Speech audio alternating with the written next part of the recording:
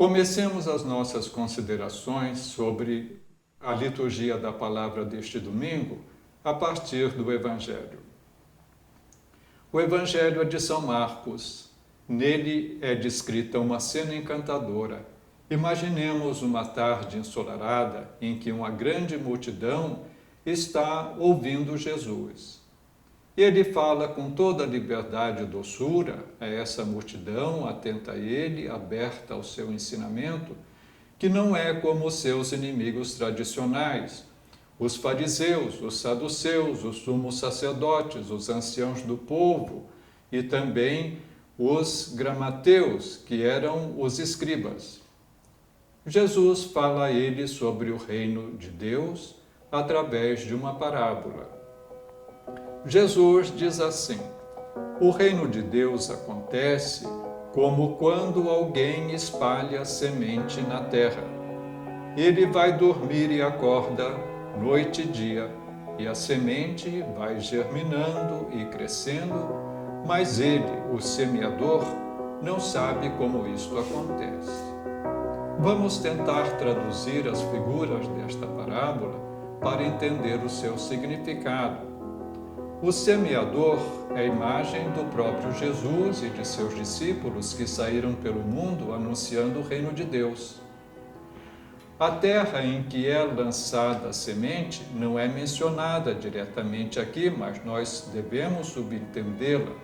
Esta terra significa aquele povo dócil ao ensino de Jesus, deixa que nos seus corações ele semeie a semente do reino de Deus.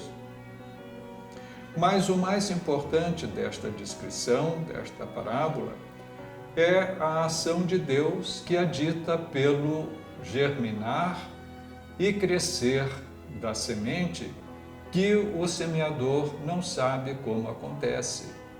É a ação de Deus que está representada aqui. A ação de Deus acontece na mansidão, no silêncio, na continuidade serena, em que Deus, agindo, faz com que o seu reino de uma pequena semente cresça numa árvore frondosa que se espalha pelo mundo. Jesus precisou usar esta parábola para que aquele povo entendesse o que ele queria dizer sobre o reino de Deus, porque, naquela época, o povo vivia debaixo do Império Romano, que era um império opressor. O povo de Israel sofria imensamente sob a opressão dos romanos. Mas Jesus também sabia que a ideia do reino de Deus já era presente na memória histórica do povo de Israel, porque houve uma época em que o povo se viu privado desta atenção amorosa de Deus sobre ele. Foi o momento do exílio. Lembremos como aconteceu o exílio e o cativeiro da Babilônia. Foi assim. O povo de Israel, depois que se estabeleceu na terra prometida, depois de Moisés, depois de Josué, teve os seus juízes, teve os seus reis, e esses reis e este povo caíram na idolatria. Chegou um momento em que o próprio povo e o rei de Israel introduziram imagens de deuses pagãos no templo de Jerusalém. Isto foi uma ofensa enorme a Deus, que resolveu salvar o seu povo através do sofrimento. E este sofrimento veio com o exílio. O rei Nabucodonosor era o dominador de todas aquelas regiões. O rei Sedecias era súdito do rei Nabucodonosor. Ele resolveu se rebelar contra o Império Babilônico, pedindo ajuda do Egito. O rei Nabucodonosor não aceitou esta situação, veio da Babilônia com um grande exército, cercou a cidade de Jerusalém e depois de um ano a cidade teve que se render. O rei Sedecias procurou fugir durante a noite, com a sua família e sua corte, mandou abrir uma brecha na muralha e escapou escondido à noite. Mas, durante o dia, os soldados babilônicos encontraram o rei na fuga. Levaram o rei Sedecias com seus filhos à sua corte para o rei Nabucodonosor. Nabucodonosor, profundamente irritado, mandou matar com a espada os filhos de Sedecias, e ao próprio Sedecias, o rei Nabucodonosor, mandou vazar os olhos. O rei, preso, cego, com as mãos amarradas, foi levado para a Babilônia com um grande número de judeus, numa primeira deportação, que foi seguida por uma segunda, uma terceira deportação, que teve que permanecer na Babilônia como escravos durante muitos anos. Naquela situação de escravidão, no meio de deuses estranhos, o povo de Israel refletiu e se perguntava: será que Deus vai deixar que a cidade de Jerusalém continue destruída e abandonada? Será que Deus nos vai abandonar sem o nosso rei, cuja notícia nós não temos mais? Nós não temos mais o descendente de Davi para nos guiar no reino de Deus? Será que Deus vai abandonar o seu templo destruído em Jerusalém e não será reconstruído? No meio desta angústia, deste sofrimento, Deus teve pena do seu povo e mandou o profeta Ezequiel para que levasse ao povo uma profecia, que era precisamente a profecia da restauração do reino de Judá. E Deus manda que o profeta diga e escreva estas palavras: Eu tirarei um galho da copa do cedro, vou plantá-lo sobre o alto monte de Israel. Ele dará frutos e se tornará um cedro majestoso. Eu, o Senhor, digo e faço. Ezequiel reproduziu esta profecia para o povo, que, desta maneira, recuperou a sua coragem, o ânimo e a esperança de voltar.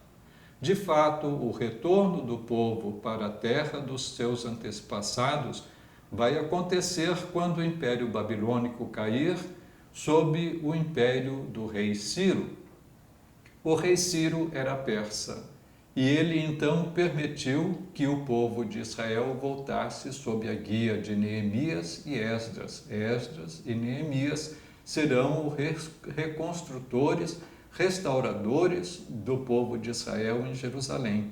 O povo retorna, o povo reconstrói a cidade, o povo reconstrói o templo e sente alegria de poder fazer aquilo sem ser dominado por um reino estrangeiro, por idolatrias de outros povos.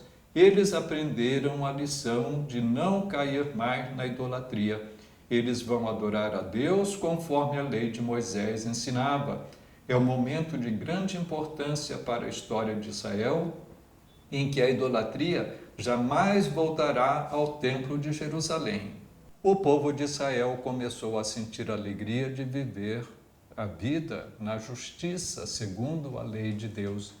Quando nós lemos o Salmo responsorial deste domingo, que é o Salmo 91, nós lemos o versículo 13, que se refere às pessoas santificadas por Deus porque cumprem a lei. O que o Salmo diz no versículo 13? Diz o seguinte: o justo crescerá como a palmeira, florirá como o cedro do Líbano. Reparemos que aqui existe novamente a comparação do cedro. Esta figura, desta vez, não será aplicada à restauração da cidade de Jerusalém, mas esta figura se aplica aos indivíduos que, cumprindo a lei, são considerados justos por Deus. Estas pessoas, na sua santificação através da lei, crescerão como a palmeira, florescerão como o cedro do Líbano. E nós devemos perguntar: isto tem a ver alguma coisa com a nossa vida de cristãos? Evidentemente que tem a ver, porque nós fomos justificados perante Deus pela paixão e pela morte de Jesus, que apagou os nossos pecados. Jesus Cristo nos tornou justos diante de Deus, e nós podemos dizer que nós não caímos na idolatria, embora nós saibamos que não vivamos de maneira perfeita a vontade de Deus. Sempre temos os nossos defeitos. São Paulo vai nos ajudar a entender a nossa condição de cristãos justificados pelo sangue de Jesus Cristo, através de sua epístola segunda aos Coríntios. No capítulo 5, versículo 6, ele diz: enquanto moramos no corpo, somos peregrinos nesta terra, ainda longe do Senhor, que está no céu. São Paulo nos lembra o que Jesus disse: meu reino não é deste mundo. E ele completa no versículo 8: devemos preferir deixar a morada do nosso corpo nesta terra para ir morar junto do Senhor lá no céu.